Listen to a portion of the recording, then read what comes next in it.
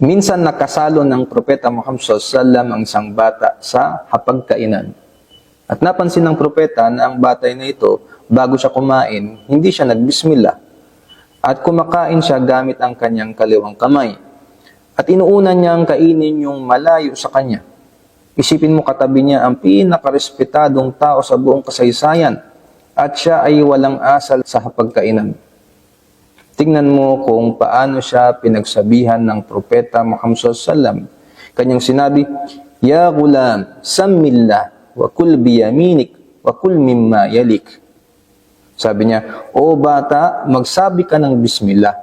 Kumain ka gamit ang iyong kanang kamay at kainin mo yung malapit sa iyo." Hindi niya pinahiya yung bata. Gumamit siya ng magandang salita. Sabi niya, "Ya gulam, o bata." Sa ibang mga hadith, ginagamit niya yung salita na, "Ya bunay," o aking anak. Kasabay nito ay pinapakita ng Propeta Muhammad mismo yung tamang asal sa hapagkainan.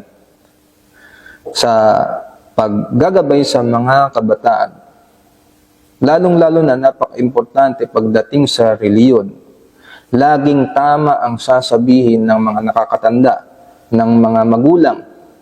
Ngunit, mas malaki ang epekto nito sa mga kabataan, sa mga anak, kapag ito ay naipaliwanag at nasabi ng mas maayos.